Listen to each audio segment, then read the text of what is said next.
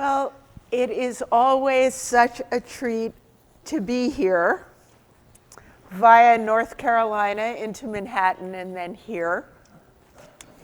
And as always, I'm struck with how the words of the opening song, the opening prayer, the meditation, the raising the veil, all have to do with the topic of consciousness. And I want to share with you some of my experience over the past few months preparing for this topic. The first time I spoke here was in November of 2010. And I think there were about 10 people here that November day. And since that time, many months before I speak, it's very clear what the topic's going to be. Actually, I see the topics for the whole year. This has been the most challenging one for me. Because when I first thought about speaking about consciousness, I thought, oh, it's about being awake. It's like that consciousness raising group that I was in when I was 22 years old and learned for the first time that that the title woman, the description woman, was something that I could apply to myself, which it isn't that I'd never heard that word before. But even though I was married at the time and thought that I was an adult, it wasn't until I was in that consciousness raising group and spoke with and listened to other women talk about their experience of growing up as a girl into womanhood, that I really had a sense, the very beginning sense of the fullness of what that means. And so that was consciousness raising, the reading, the listening, the sharing. But as I continued to think about it, I was really stumped because whenever I'm here, I give something out. And I was really stumped because I wasn't sure what to give out, what represented consciousness. Because I figure once I find that, and it's a charm, everybody's getting the exact same one. I go online, I Google consciousness charms, various things come up. I think the yin-yang charm came up, but I already gave that out once before. And so I didn't even do anything to order a charm then. And I went back 2 more times, and I can tell you I was thinking much more about what the charm was than I was Googling what anybody had to say about consciousness. And then I found this charm, and it really captured what consciousness means to me in the fullest sense of it. It's like one drop of water in the ocean. So there is that inner circle surrounded by, and really I want to say, even though it looks like the outer circle is limiting, so we can see that it's a circle, it's really everything. We live in this sea of consciousness. And the title that I gave for today's message is Consciousness is No Thing.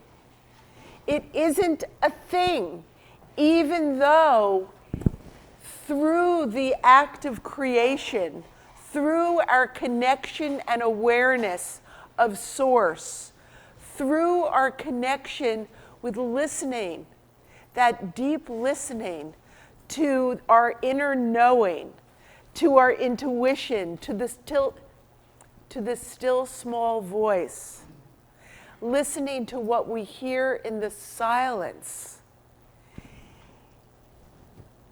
everything comes to form. And so we are living in this soup, in this air of consciousness. And the interesting thing about it is that when we're fully awake to the truth of who we are, as mighty expressions of love in the world, and as it said in the opening song, I used to think God was the sun. God is the sun. But God's so much more than the earth or the stars or all of creation. God is creator, all in all. Each one of us has within us that spark, that energy, whether we call that God, whether we call it love, whether we call it the great mystery or the greater field of life. And at the same time, we are living in it, in this air. We call the air the breath of life. And I inhale. And if I'm pissed off about something, or if I'm feeling less than, or if I'm fearful or anxious, and I exhale, and I walk past you, and you inhale, and even though I exhaled carbon dioxide and you're breathing in oxygen, you're still getting some of that vibe. And so we live in the soup of the energy that each one of us is exhaling at every moment. And so what an enormous responsibility that is in terms of, am I offering love or am I offering fear? And not to judge ourselves for it. And then what happens though if what I'm feeling, if what my consciousness, what my awareness is focusing its attention on is, I had a client 2 weeks ago who's 65 years old who said that all her life she's felt like damaged goods. I mean, if you saw her from the outside, you'd never think that. But that is the thought that she's lived with, and with that thought became the glasses that she wears, and that thought she exhales at times. And if you have any of that thought in you, any version of, I'm not enough, it will hook your attention. And in hooking your attention, you give life to it. And in giving life to it, the universe, the greater field of life, I love the word universe, one verse is yes.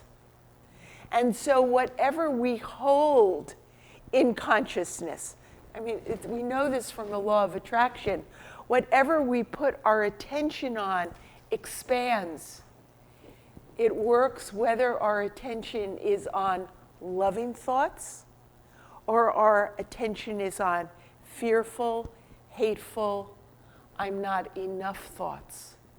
And so our responsibility starts with, if I want to take advantage of this gift of life, which is the older I get, and tomorrow's my birthday, so the time goes faster and faster. It's not like when I was 6 years old and it took forever for my next birthday. But it happens, you know, like, where did 2019 go? And so our consciousness, that God consciousness, that greater field of life consciousness, asks each one of us to own our birthright, to open our eyes, our ears, our hearts, actually all of our senses to the truth of who we are. We are mighty expressions of love. And oftentimes, when we are aware, particularly through the sensations in our bodies and our actions, that we are thinking less of ourselves, that we are sending, in the words of Don Miguel Ruiz, through gossip, sending poison out to others through our thoughts. That when we notice that, celebrate that we noticed, because that's the awareness, that's the consciousness. So rather than noticing, oh, there I go judging again, I'm going to judge all the time, I'm never going to be done judging, no matter what I do, it's just who I am. Instead of that, yay, I noticed. Because with that consciousness, with that awareness, we each get to make a choice. Do I want to feed that gremlin and have it grow bigger and reproduce? Or do I want to say, okay, thanks. I choose to direct my consciousness, to direct my awareness, grounded in love. And ultimately, we're here, at least I'm here, and why I love coming here no matter where I live, in what I've been living in a lot of different states, and I'm not just talking about states of mind. I'm talking about actual geographical states, many states of mind. But we come here because of the energy in here, of the invitation through the opening song, through the opening prayer, through the meditation, whomever the speaker is, through the music. We come here to tap in to that awareness that we are not alone, that when I look in the mirror, I'm looking at God, Goddess, whatever word fits for you. And that when I look at the other mirrors that pop into my life, whether they're two-legged, four-legged, they have wings or they swim, that within each one of us is that spark of awareness and consciousness. So there's a part of me that feels like I have to find quotes and I have to make sure that I'm smart.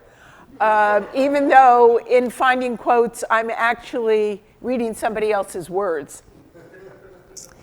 The quote that was on the announcement both last week and this week is a quote from Ernest Holmes, which I had to write down, and it goes, "It is only as we live in conscious union with spirit and unconsciously let it work through us that we really live."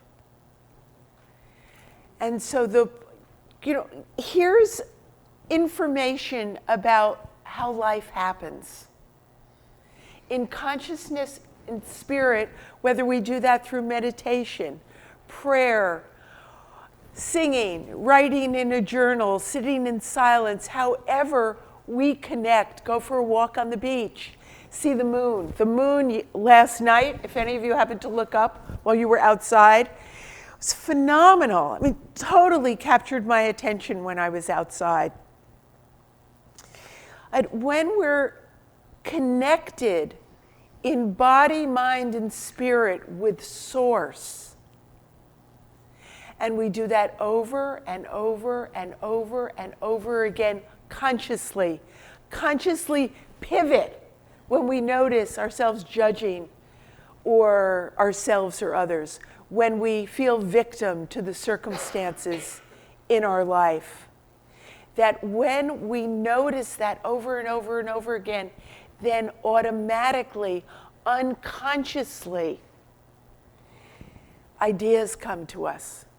When we were sitting in the meditation today, one of the things I do when I speak here in the meditation, after I connect myself with the earth and the sky, I have a whole little routine that I do.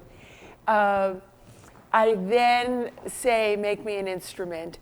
And today I asked what to pay attention to.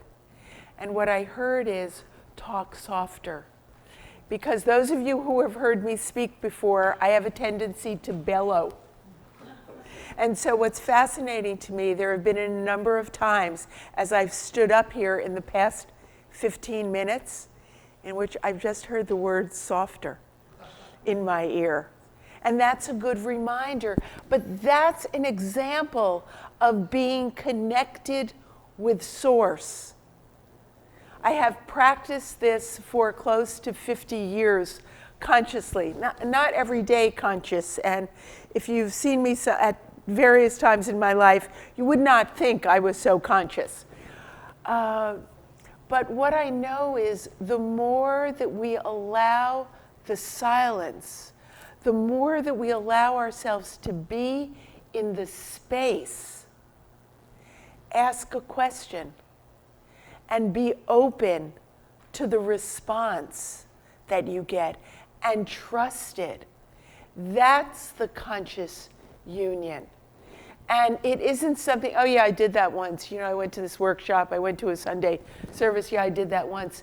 This might be hundreds of times in the course of a day.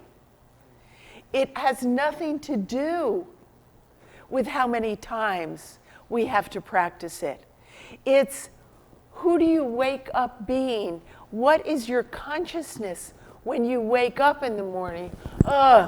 Another day, I have to do this, that, and the other thing. Or, thank God, Goddess, thank love for another day to love. Just to set our path that we get to choose, aligned with spirit, what the focus is. And even if the focus is, today let me be aware of how often I make judgments. Not just the negative judgments, but this is good and this is bad is also a judgment. So I'd love to read a poem to you that, as I thought about the topic of consciousness, kept coming to me. And this actually isn't the entire poem, but this is from Rumi, and I didn't look up to see what century he lived in. I don't know why I want to say the 14th century, but that could be, yeah. Okay, so two of us agree, so that must be truth. Yes, yeah. This is from the middle of a much longer poem, and you'll probably be familiar with the first two lines.